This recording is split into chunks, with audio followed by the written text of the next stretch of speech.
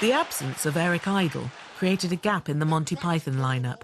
Rowan took his part in the Four Yorkshiremen sketch. We used to drink out of a rolled-up newspaper.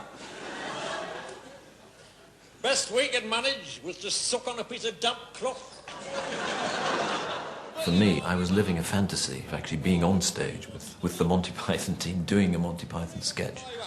Generally speaking, I felt as though I kept my end up as best I could. But it was a great privilege. We had nothing. We used to live in a tiny old tumble-down house with great holes in the roof. A house? You were lucky to have a house. We used to live in one room, 26 of us, no furniture, and half the floor was missing. A poor Yorkshire accent, I'm afraid.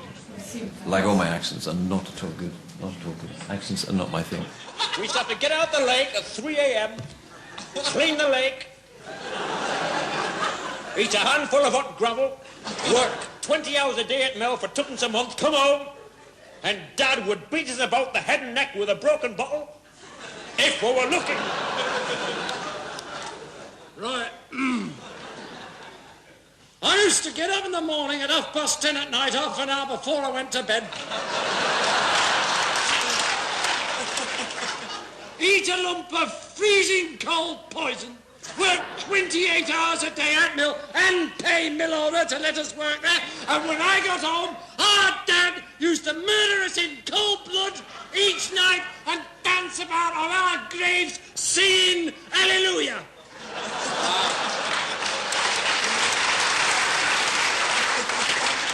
Now you try and tell the young people of today that, and they won't believe you. No. By the end of the evening, Rowan Atkinson had stolen the show. In the End of the World sketch, he discovered something that would make him into an international star.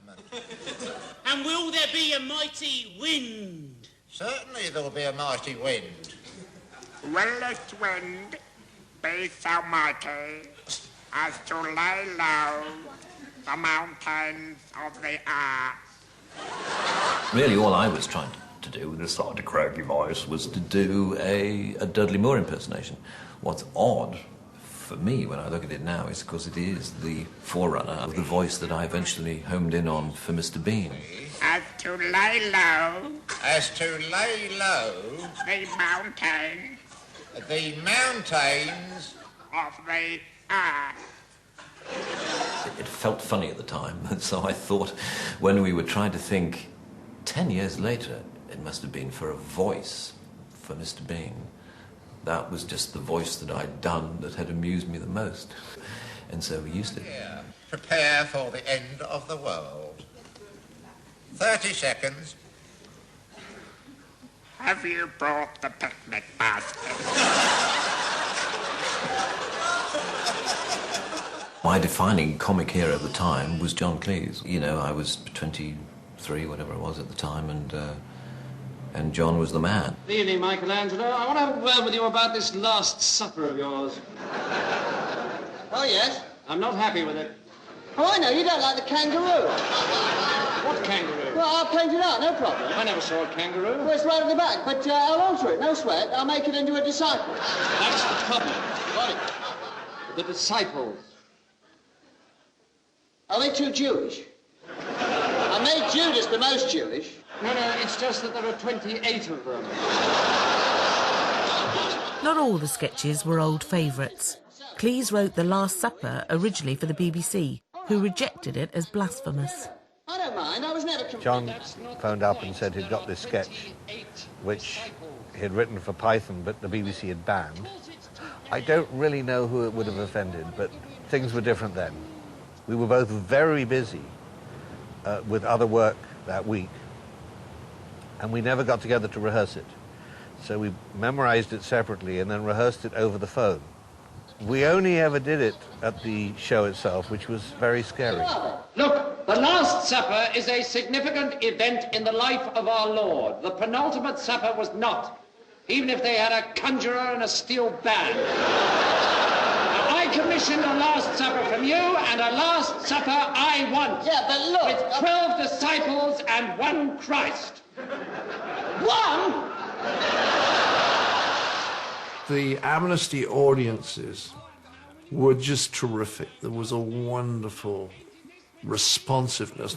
And of course, it was such a friendly audience that when you went on, you were very loose, and being funny in comedy is all about that relaxation. It's just like sport. You know, if you go on feeling tight, it never quite happens. You can get away with it, but it's never really good. But they were just great, and they were there, and they knew the score, and they were wonderful to perform to. Now, will you please tell me why, in God's name, you have painted this with 3 Christs in it?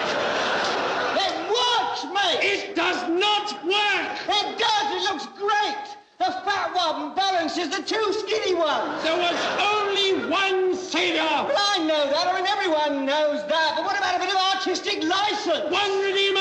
I'll tell you what you want, mate. You want a bloody photographer, not a creative artist with some imagination. I'll tell you what I want. I want a Last Supper with 1 Christ, 12 disciples, no kangaroos by Thursday lunch, or you don't get paid. You bloody fascist! Look!